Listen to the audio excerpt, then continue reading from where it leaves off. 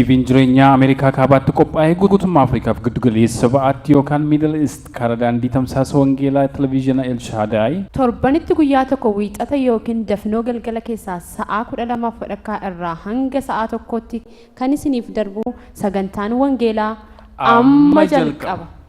Nagaan Waaqayyoo hunduma keessaniif haa ta'u dhaggeeffattoota TV jireenyaa Waaqayyoo hunduma keenyaa wajjiniin ta'ee iddoo kanaan yookaan guyyaa kanaan waan nu ga'eef barabaraan maqaan Waaqayyoo haa galateeffamu. Dubbii Waaqayyoo isarra walii wajjiniin hirmaannu ergan dubbisee booddee kadhata gabaabaa isaa godhanna. Ergaa Phaawulos qulqulluu gara warra Ephesoon boqonnaa 5 lakkoofsa 15 kaaseen dubbisaa. Kakuu haaraa fuula 282 irra jira. Akkas jedha. Egaa attamitti akka deddeebitanii haleelaa ilaalladhaa. Akka warra ogeessotaatti malee akka warra ogeessota hin ta'initti hin jiraatina. Guyyoonni kun guyyoota gadhee waan ta'aniif yeroo isiniif kenname utuu hin dabarsin itti hojjedhaa. Kanaafis jaalalli gooftaa maal akka ta'e hubadhaa malee waldhaalota hin ta'inaa jedheetu dubbata. Hin kadhanna Waaqayyoon. Yaa Waaqayyoo abbaa keenyaa isa waaqarra jiraattu gooftaa bara baraa torban kana guutuu jireenya tokkoon keenyaa eeddee iddoodhuma jirrutti nu wajjiniin taatee nu gargaartee galgala kanaan waan nu geesseef maqaa gooftaa keenya maqaa Yesuusiin galanneef ulfinni teessoo kee gubbaatti bara baraan siif haa ta'u. Carraa dubbii kee dhaga'ummoo waan nu laatteef ijoolleen kee Waaqayyo irraa kan baratanu hin ta'u nagaan ijoollee keetis hin baay'ata jedhamee caafamee akkuma jiru galgala kana immoo yaa Waaqayyo nu barsiisuudhaan nagaa keenya baay'isuu waan jaallatteef maqaa Yesuus Kiristoosiin bara baraan galanni siif haa ta'u. Sagaleen kee immoo danqaa tokko malee ol waaqarraa gara tokkoon keenya maqaa gooftaa Yesuusiin haa dhufu. Anis dubbii kee qajeelchee dubbachuudhaaf na gargaari. Warri kana dhaga'u immoo dubbii keetiin akka isaan jiraataniif ayyaana kee isaaniif kenni. Maqaa isaatiin nu jaallatte maqaa gooftaa keenyaa maqaa Yesuus Kiristoosiin ameen. Har'aaf torbanarraa yoo Waaqayyo nu gargaare baricha bituu isa jedhu irratti dubbii Waaqayyoo irraa dubbadha. Baricha bituu kennaan Waaqayyoo ilmaan namootaatiif kennu inni guddaan yeroodha. Waaqayyoo yeroo nuu kenne jechuudha. Har'a jiraachuun keenya yookaan immoo jaarraa kana keessa jiraachuun keenya akka tasaa waan ta'e miti. Waaqayyo uumamuu biyya lafaa duratu utuu uumama hin uuminitu waan uumuudhaaf jedhu waan gochuudhaaf jedhutu akeekeetu macaafa isaa irratti barreesse akka sagaleen Waaqayyoodhaa dubbatutti. Wanta hundumaa uumamuu biyya lafaa duratu hojjetee fixe Waaqayyo. Yeroo biyya lafaa uumu Waaqas uumee lafas uumee uumama jira hundumaa uumee guyyaa ja'affaatti immoo nama yeroo uumu waan uume waan kanaan dura akeeke hundumaa waan kanaan dura hojjete ofii isaatii xumure hundumaatu deebi'ee immoo nama wajjiniin jalqabe haaraa godheetu Waaqayyo. Isa ofii isaatii raawwateedha, isa ofii isaatii fixeedha, nama wajjiniin immoo deebi'eetu jalqabe. Egaan yeroo nama wajjiniin jalqabu nama wajjiniin kanaan dura isa fixetu deebi'ee jalqabe sababa ta'eef inni jechuu barbaadu wanti hundumtu dhumeera jechuudha. Namni yoom dhalatee yoom akka inni du'u, namni maal biyya lafaarra yeroo jiru keessatti immoo akka hojjetu, namni yeroo jiraatu keessatti waggaa meeqa akka qabaatu, eenyurraa akka dhalatu, biyya kamiin keessa akka jiraatu hundumaa Waaqayyo ofii isaatii kanaan dura waan inni hojjete raawwateedha jechuudha. Kanaaf nuyis akka Waaqayyo kanaan dura akeekee of duraa qabutti maqaan isaa bara baraan kan eebbifame haa ta'u. Bara kana keessa lafarra jiraanne. Guyyoonni keenya gaan muramaadha Waaqayyoon duratti. Barri keenya lakkaa'amaadha. Kanaaf bara nuu kennametti hojjechuun akka nurra jiraatuuf bara nuu kenname bituun akka nurra jiraatu sagaleen Waaqayyoodhaan nutti hima. Phaawulos warra Efesooniif yeroo barreessu kutaa kana keessatti keessumatti lakkoofsa 16 irratti guyyoonni kun guyyoota gadhee waan ta'aniif yeroo isiniif kenname utuu hin dabarsinii itti hojjedhaa'edha. Yeroon isinii kennaman kun hundumtuu guutummaatti yeroo hojiiti jechuu isaati. Yeroo akkasumaanii hin laanne Waaqayyo. Yeroo akkasumaanii. Kanaaf iyyuu yeroon keenya guutummaatti yeroo hojiidhaa ta'uu isaa beekuutu nurra jiraata. Hojii yeroo jennu immoo waanuma barbaanne kan itti hojjennu osoo hin taane yaada Waaqayyoo duwwaa itti hojjechuudhaaf yeroon akka nuu kenname beekuutu nurra jiraata. Kanaaf kennaan nuu kenname inni guddaan yeroodha. Hin darba yeroon kun immoo har'i atuutti hojjetin yoo dabarsine har'a deebinee fiduu hin dandeenyu. Baroota jiraannu keessatti har'i atuutti hojjetamin darbee jedhameetu macaafa Waaqayyoo irratti barreeffama. Sa'aatiin tokko hojiidhaaf nuu kenname utuutti hojjetamin yoo darbame sa'aatii sana deebinee fiduu hin dandeenyu baroota kana booddee jiraannu keessatti. Kanaaf firoota koo wanti nuyi har'a beekuu nurra jiraatu guyyoonni nuu kennaman yeroon nuu kenname hundumtisaa guutummaatti yeroo hojii ta'uusaa beenne yericha binnee immoo yericha keessatti hojjechuutu nurra jiraata. Yerichi yookaan barichi bara gadheedha jedheetu dubbata. Hojiidhaaf yoo nuu kennaman iyyuu yeroon kun immoo yeroo gaariidha. Yeroo walqixxaadha, yeroo mijataadha, yeroo toora galee jiruudha. Hojiidhaaf isin hin danqu, hojiidhaaf wanti isin rakkisu tokko iyyuu hin jiru jedhee miti kan inni dubbatu sagaleen Waaqayyoodha. Yerichi yeroo gadheedha, barichi bara gadheedha. Barichi bara rakkisaadha, danqaa baay'eetu jira, rakkina baay'eetu jira, gidiraa baay'eetu jira. Kanaaf maal godhaa jedha? Bitaa jedheetu dubbata. Bitaa. Yoo bituudhaa baattan keessatti hojjettan jechuusaati. Bitaa. Maaliin binnaa baricha? Isa duratti walii wajjiniin bal'inaan hin ilaalla. Kanaaf saba Waaqayyoodhaa inni guddaan Waaqayyo isiniif kenne yeroo ta'uusaa beeka. Yeroo keessan isa kaleessaa, yeroo keessan isa dheengaddaasa waggaa darbeetti achi deebitanii yoo laaltanii attamitti darbee yeroon keessan? Maal faatti dabarsitanii yeroo Waaqayyo isinii kenne yeroo dinqisiisa. Yeroo Waaqayyo isinii kenne yeroo gati jabeessa. Yeroo Waaqayyo isinii kenne si'a tokko yoo nama harkaa ba'e deebisanii fiduu waan hin dandeenye. Namni har'a yoo horii dhabe bor deebi'ee argachuu danda'a. Namni har'a yoo beekumsa dhabe bor deebi'ee argachuu danda'a. Waan baay'ee namni yoo har'a dhabe bor deebi'ee argachuu danda'a. Yeroon har'a bade garuu bor deebi'een argamu beeka. Hamma kanatu minyaadha yeroon. Yeroo isa minyaa isinii kenne Waaqayyo. Kanaaf iyyuu yeroon keenya maalitti darbaa jira? Maalitti balleessaa jirra? Maalirra oolchaa jirra? Yeroo keenya gara caalaa maaltu nurraa fudhataa jira?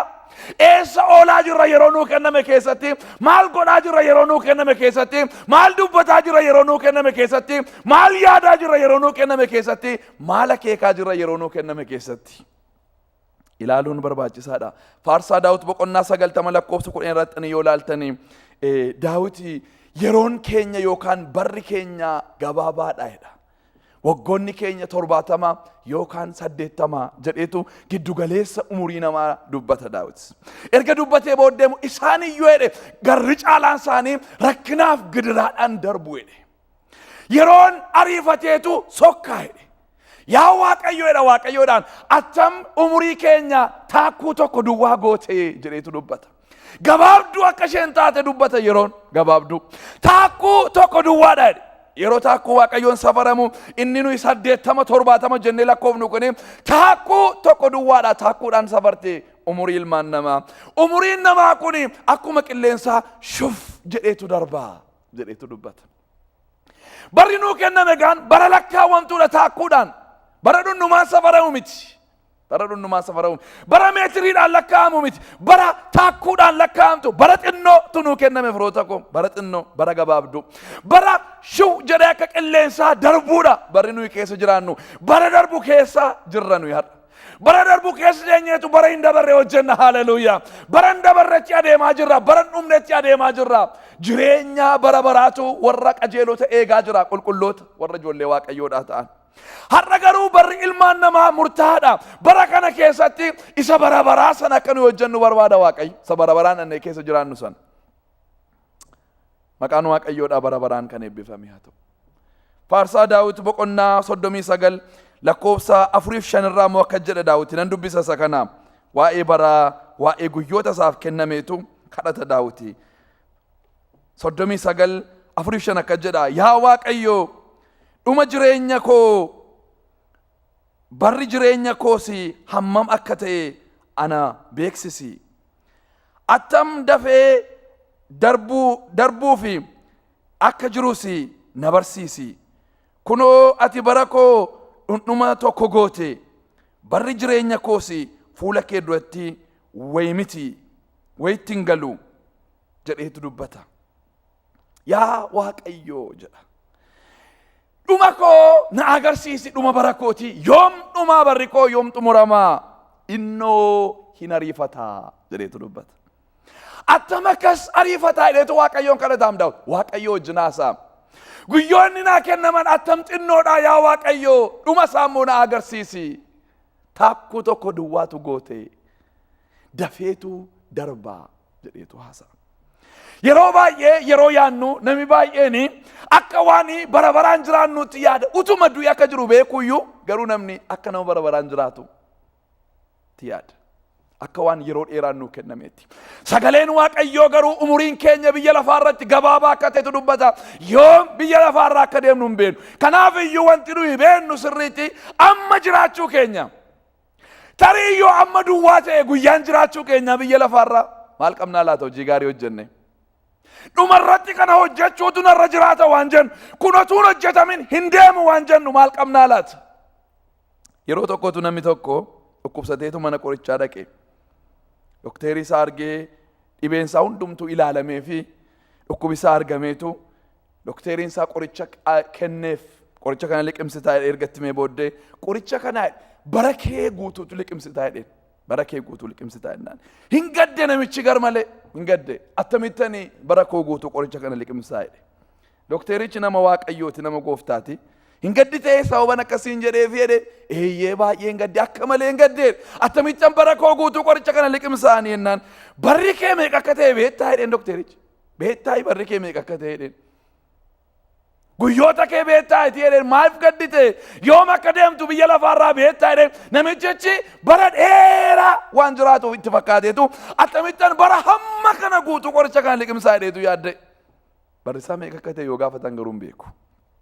Nu hundumti keenya barri keenya meeqa akka ta'e hin beeknu garuu akka baay'ee jiraannutti yaanna yeroo baay'ee jiraannutti. Ani isinittan hima namoota Waaqayyoodha qulqulloota Waaqayyoodha. Yoo har'a duwwaa ta'e jiraachuun keenya biyya lafaarra yoo har'a duwwaa ta'e akka nama har'a malee yeroo hin qabneetti yaannee hojii hojjechuutu nurra jiraata. Maqaan Waaqayyoodha bara baraan kan eebbifame haa ta'u. Hojii hojjechuu kanatu caala isa jennu. Kanan godha Waaqayyoofi, kanan godha dhalootafi, kanan godha sabafi, kanatu yaada Waaqayyooti, kanatu na keessara, kun buluun qabu, kun ooluun qabu waan jennu hojjechuutu nurra jiraata. Yeroo baay'ee beellamatu dabarsina. Waggaa har'an hojjedha, waggaa lamarraan hojjedha jenna. Waggaa lamarraa garuu jiraachuu keenya waan beeknu hin qabnu. Yeroon nu kennamte gabaabduudha, taakkuu tokko duwwaadha. Maaloo dhuma isaan baraa jedha Daawit, dhuma isaan baraa. Utuun hin hojjetin akkan hin deemneef jechuu isaanitti fakkaataanaan. Waanan gochuu barbaadu waanan gochuuf saganteessu utuun saganteessu utuun yeroo isaa dheeressu umuriin koo akka isheen hin dhumne jechuu isaati. Kanaaf saba Waaqayyoodha yeroo keenya bituutu nurra jiraata. Utuun kitaaba tokko dubbisuuni namichi tokko waa'ee faarsaa Daawit boqonnaa 90 lakkoofsa 10 irratti barreeffame irrattitu waa barreesse. Boqonnaa 90 lakkoofsa 10 irratti barreeffame umuriin nama 70 yookaan 80 isa irratti barreesseetu namni guddachuudhaaf yoo xinnaate waggaa 15 isa fudhata amma waggaa 15tti barnootuma yoo barate malee homaa waan hojjetu jedhe. Waggaa 20 immoo namni irribattitu fixaa jedhe. Yoo xinnaate namni sa'aatii 6 rafa yoo xinnaate. Inni itti tole immoo sa'aatii 8 rafa isaa ol immoo namni rafu iyyuu baay'eedha. Giddu galeessi irriba namootaa garuu yeroo baay'ee sa'aatii 8. Kanaaf sa'aatii 8 gaafa irrigu waggoonni 20 immoo irribatti dhumanii jedhe. Waggoota 6 immoo jedhe keessumatti biyya guddate keessa warri jiraatanii ibsaa diimaarra dhaabannee hammanni jijjiirutti utuu eenyutu waggaan 6 immoo dhumaa jedhe. Waggaan 6 immoo dhumaa jedhe. Ibsaarra turuun amma nama fudhatadhee yaadeen beekuun. Egaani isuma kana sadan duwwaa laale inni sakaanitti yeroo keenya hin baafnu ta'e yeroo kanarraa hafenduma irribaa fi ibsaa diimaarra dhaabachuu fi yeroo ijoollummaadhaa kaafne hamma guddannutti immoo hamma sirriitti qajeelchinee waa yaaduu dandeenyutti immoo isa kana sadan duwwaarra oolchine isarraa hafe guutummaa garuu hojii Waaqayyoo irratti yoo gadhiifne waggaan keenya 70 yoo ta'e waggaan hojiidhaa waggaa 29 duwwaadha jedhe. Waggaan keenya 80 yoo ta'e immoo waggaan hojiidhaa waggaa 33 duwwaadha jedhe. Egaa nuyi amma kana yoo hojiitti waan balleessinu miti. Wanta baay'eetu dhufee keessaa nyaata, keessaa fudhata. Waggoonni hojii keenya waggoota meeqa ta'uu laata? Barri hojii nuyi itti hojjennu waggoota meeqa ta'uu laata firoota koo? Kanaaf baroota keenya ilaallee baroota keenya bituun akka nurra jiraatutu sagaleen Waaqayyoo dubbata. Boqonnaa 15 irratti gaanii maaliin barabinna lakkoofsa 15 irratti waan ittiin barabinnu isa tokkoffaa yeroo nutti himu sagaleen Waaqayyoodha. Akkamittiin akka deddeebitanii haleelaati ilaalladhaa jedha. Akkamittiin akka deddeebitan. akka ijoollee ogeessotaatti malee akka ijoollee gowwootaatti hin jiraatinaa. Jireenya lamatu jira. Jireenyi inni tokko jireenya warra ogeessotaati. Jireenyi inni kan biraan immoo jireenya warra gowwootaati. Warri gowwootaa yeroon isaanii akkasumatti jalaadhuma. Yeroon isaanii akkasumatti jalaadhuma. Warri ogeessotaa immoo yeroo Waaqayyo isaanii kennetti akka ta'utti dhimma itti ba'aniitu yeroo isaaniitti gargaaramaniitu biyya lafaarraa sokku.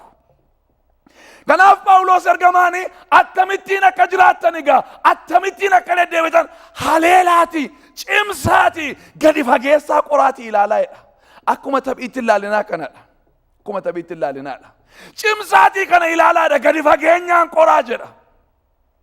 Akka ijoollee ogeessotaatti malee akka ijoollee gowwootaatti hin deddeebiinaa jedheetu dubbata.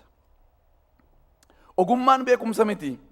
Beekumsi odeeffannaa baay'inaan qabaachuudha beekumsi.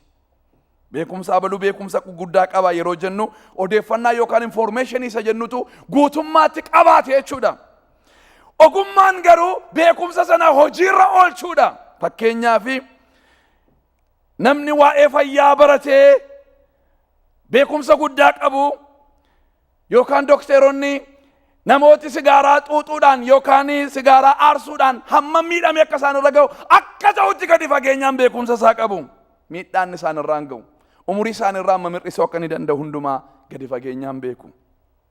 Beekumsa kanaan guutamaniiru. Baay'een isaanii garuu ofii isaaniitti utuu xuuxaniitu argina. Inni kun maal qaba? Beekumsa qaba. Garuu ogummaan isatti irratee jira. Waan barate sana hojiirra oolchuun beeku. Namootatti himuu beeka, namoota gorsuu beeka, namoota ittiin oolchuu beeka. Ofii isaatii garuu itti gargaaramuu waan hin beekneef namni akkasii nama gowwaadha jedha Macaafa Qulqulluun. Kanaaf ogummaan waan baratan tokko hojiirra oolchuudha ogummaan. Gooftaa Yesuustu akka jedhe. Gooftaa Yesuustu nama lamatu mana ijaarrate fakkeenyaan dubbata. Nama lamatu mana ijaarrate. Inni tokko cirracha irratti ijaare mana isaa jedhe. Inni tokko immoo dhagaadhaan tolchee kaaseetu hundee isaa jabeesseetu dhagaadhaan ijaare inni tokko immoo jedhe. Lamaan isaanii iyyuu beekaa mana ijaaraniiru. Irra keessa isaa bareedaadha. Iddoon ciisichaa isaa, kutaan taa'umsa isaa, kutaan itti nyaata qopheessan, kutaan dhiqannaa isaati. Bantiin manaasaa qalamiin dibame hundumtuu akkisaa hundumtuu namatti hin tola. Namoonni ilaalanii manichi lamaanuu mana lamaanuu dinqisiifatu, mana lamaanuu raajeffatu. Manicha adda wanti godhu garuu hundee isaati. Inni sun cirracha irratti ijaarame, inni kun immoo hundeen isaa toleetu dhagaadhaan ijaarame. Hundeen hin mul'atu. Namni mana yeroo bitatu kutaa ciisichaa namatti agarsiisa, kutaa taa'umsaa agarsiisa, kutaa dhiqannaa agarsiisa, kutaa nyaata qopheessaa agarsiisa, manicha keessa deemsiseetu hundumaayyuu namootatti agarsiisa. Wanti inni kutaa mana sana keessa namatti agarsiifne yoo jiraate hundeedha. Hundeen hin mul'atu. Hundeen hin mul'atu. Hundeen faayidaan isaa namatti hin argamu. Hundee irratti garuu gatii baay'eetu irratti ba'a yeroo ijaaranii mana. Hundee irratti humna baay'eetu irratti dhuma hundee irratti. Hundeen garuu hin mul'atu, hin argamu namatti. Bu'aan isaas namatti hin argamu. Bareedinni isaas namatti hin argamu. Hojiin isaas namatti hin argamu. Faayidaan isaa namatti hin argamu hundeen. Manni inni tokko hundee qaba. Manni inni tokko immoo hundee hin qabu. Qilleensatu qilleensee jedha lamaanittu. Bubbeetu bubbisee. Bokkaan roobee immoo lolaan dhufeetu manichatti bu'ee jedha. Lamaan isaattu bu'e. Qulqulloota yookaan kiristiyaanota taanee biyya lafaarra yeroo jiraannu wanti biyya lafaarra ga'u hundumtuu nurra hin ga'a. Nurra hin ga'a. Mana isa hundee qabu irra sin ga'e, mana isa hundee hin qabne irra sin ga'e. Manni inni hundee hin qabne sun garuu hin jigee, jigaatiin isaas adda ta'e jedha, baddu baasa ta'edha sagaleen Waaqayyoodha. Inni isa sanattis bu'eera, qilleensis itti bu'eera, bubbeenis itti bu'eera, lolaanis itti bu'eera. Manichi garuu hundeen isaa jabaatee waan jiruuf dhagaa irratti waan ijaaramneef hin sochoone jedha. Hin sochooneedha. Ilaa manni inni kun jedhe gooftaan warra dubbii koo dhaga'ee itti jiraatudha jedhe. Manni inni kun immoo warra dubbii koo dhaga'anii itti hin jiraanneedha. Dhaga'uu irratti lamaanuu wal qixxee dhaga'aniiru. Qabu jechuudha beekumsa isaa lamaanuu. Beekumsa isa ganaga. Warri sunis beekumsa isaa qabu. Inni cirracha irratti ijaares beekumsa isaa qaba. Inni kunis beekumsa isaa qaba. Isa kana maaltu adda godhee waan barate sanattitu jiraate inni hundee isaan ijaaraa jedhe. Inni kun immoo barateera beekumsa isaa qaba. Amma akka isa barbaachisu hundumaa beeka. Namitti himuun barbaachisu gadi fageenyaan beekumsa isaa qaba. Nama isa kaanitti tolchee himuu danda'a. Ofii isaatii garuu hundee isaa hin ijaarre. Kanaaf manichi hin jigee jedha sagaleen Waaqayyoodha. Hin jigee. Sagaleen Waaqayyoodhaa baricha bituudhaaf jedha. Akka ijoollee ogeessaatti deddeebi'aa nuun jedha. Akka ijoollee ogeessaatti. Baay'een keenya hin tajaajilla, inni kaan hin faarfata, inni kaan hin lallaba. Inni kaan waldaa kiristaanaa geggeessa, inni kaan kennaa raajii qaba, inni kaan kennaa abjuu qaba. Kennaa garaagaraatiin waldaan kiristaanaa guutteetti. Dubbiin Waaqayyoo yeroodhaa yerootti jireenya keenya irratti facaa dubbii Waaqayyoodhaa beennaa. Hammam dubbii Waaqayyooti jiraanne. Waaqayyoo namoota dubbii isaatti jiraatan barbaada. Isaan kuni ogeessota. Maqaan Waaqayyoodhaa bara baraan kan eebbifame haa ta'u. Warri dubbii Waaqayyoo kana dhaga'anii itti jiraatanii hojiitti jijjiiranii isaan bara kamiinuu bituu danda'u. Sababiin isaa maaliif? Ogummaadhaan deddeebi'u. Ogummaanis dubbii Waaqayyoo kana. Ogummaan dubbii Waaqayyoo kana. Warra kaaniif wallaalummaadha dubbiin fannoo Yesuus. Warra kaanitti gufuudha dubbiin fannoo Yesuus. Nuuf garuu inni humna Waaqayyooti jedhetu dubbata Phaawulos warra Qorontosiin. Warra kaanitti wallaalummaadha. Warra Giriikiin beekumsaan guddatteetti. Warra waa uumanii, warra waa qoratanii, waa fidan baay'ee qabdi. Beekumsatti amanti Giriikiin bara isaanii keessa jarraacha jalqabaa keessa jechuudha. Kanaaf warra Giriikiitti kun wallaalummaadha jedha. Gowwummaa waa'ee fannoodha. Warra Yihuudootaatti immoo kuni gufuudha. Gufatanii ittiin cabu. Namni qajeelaan hin fannifamu isaan gidduutti. Namni qajeelaan hin fannifamu.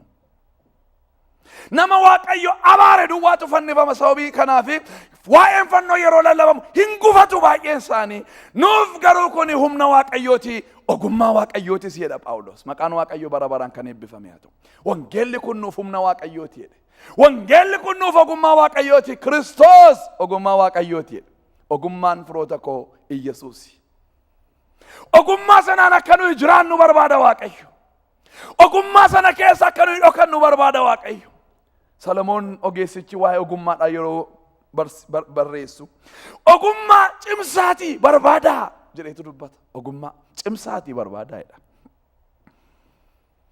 Ogummaan waan isheen nama gootutu dubbata. Ogummaan kun firoota koo maqaan isaa Yesuus Kiristoos jedhama. Haleluuyaa. Warri Yesuusin hin qabne Yesuusin cimsaa barbaada. Inni ogummaa Waaqayyooti. Ogummaa namaa miti. Ogummaan namaa hin bada. Ogummaan Waaqayyoo garuu bara baraan jiraata. Kanaaf sagaleen Waaqayyoo attamitti akka jiraatan bara. Innis immoo akka ijoollee ogeessotaatti deddeebi'a jedheetu dubbata. Warri akka ijoollee ogeessotaatti deddeebi'an gaanii bara gadhee jedhame, bara hamaa jedhame, bara ulfaataa jedhame, bara dukkanaa jedhame, bara kana keessaa ba'uun hin danda'amu jedhame hundumaa ogummaa sanaan bitu. Maqaan Waaqayyoodhaa bara baraan kan eebbifame haa ta'u. Karaa ittiin keessaa ba'an beeku. Karaa ittiin keessaa hulluuqan beeku. Karaa ittiin ce'an beeku. Karaa ittiin darban beeku. Nama tokkotu fakkeenya yeroo dubbatu gooftaan Yesuus nama tokkotu jira jedhe. Namicha badhaadhaatu jira jedhe. Minaansaatu toleef jedhe. Eessattan galfadhaa minaan koo kun naa tolee jedheetu yaadee. Ergasii booddee gombisaa bal'aasaa ijaareeni minaan koo fi qodaa baay'ee kan naa ga'uun itti naqadhaa jedheetu yaadeetu qopheeffate. Gombisaa bal'aa ijaaree minaansaa hundumaatti galfatee qodaasaa hundumaa toora erga galfatee booddee akka jedheedha. Lubbuu isaatiin yaa lubbuu koo amma gaara rakkoon qabdu ati nyaadhu dhugi gammadi qannootti jiraadhu yeroo dheeraadhaaf waan si ga'u qabdaa jedhee jedha. Yeroo sanatu Waaqayyo dhufeetu ati yaa nama gowwaa nanaa lubbuu kee danan si jalaa fudhadhaattiin jedhee jedha. Namichichi minaanni toluusaa fi yeroo argee minaan toleef sanatti gammade waan bara dheeraa jiraatu itti fakkaate. Jireenyi namaa jedhe gooftaa Yesuus nyaata irratti hundaa miti jedhe. Jireenyi namaa jedhe waan lafa kanarraa argamutti hundaa miti jedhe. Hundee ta'uu hin danda'ane hundeen isaa Yesuus. Maqaan Waaqayyoodhaa bara baraan kan eebbifame haa ta'u. Namichichi ogummaa itti fakkaate. Mana bal'aa ijaaranii minaan itti naqachuun minaan tuulanii kaa'uun ogummaa itti fakkaate. Ogummaan garuu inni namichichaa maal jedhe ati jedheen wal dhaalaadha. Ati nama gowwaadha jedheen. Ati ofii keetiif badhaadhaa taate jedheen. Ofii keenyaaf akka nuyi badhaadhaa taanu hin barbaadu Waaqayyo. Warra ofii isaaniitiif badhaadhaniin gowwoota lama Macaafa Qulqulluun. Eenyuuf akka nuyi badhaadhota taanu barbaada? Akka nuyi Waaqayyoof badhaadhota taanu. Akka nuyi wangeelaaf badhaadhota taanu. Akka nuyi hiyyeessotaaf badhaadhota taanu. Akka nuyi saba wajjin jiraannuuf badhaadhota taanu barbaada Waaqayyo. Ee'uuf yarra badhaadhummaan kee. Ee'uuf yarra barachuun kee. Ee'uuf yarra humni kee. Ee'uuf yarra yeroon kee. Ee'uuf yarra jireenyi kee. Ee'uuf laachaa jirtaa. Galanni isaa kan Waaqayyoo haa ta'u. Kanaaf akka ijoollee ogeessotaatti deddeebi'a. Hin kadhanna Waaqayyoon. Yaa Waaqayyoo si galateeffannaa. dubbiin kee baricha bitaa nuun jedha.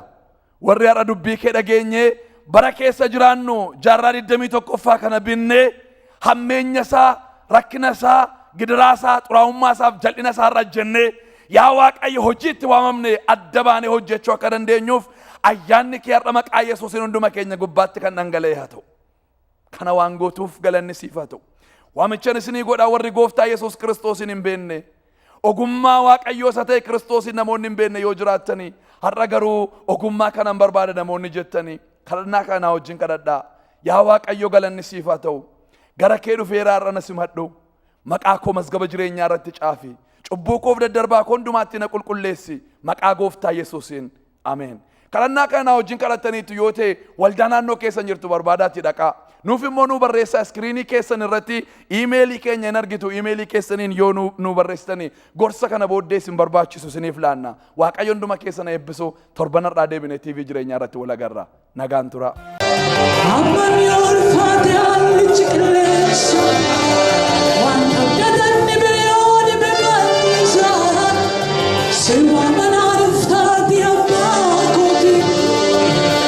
Si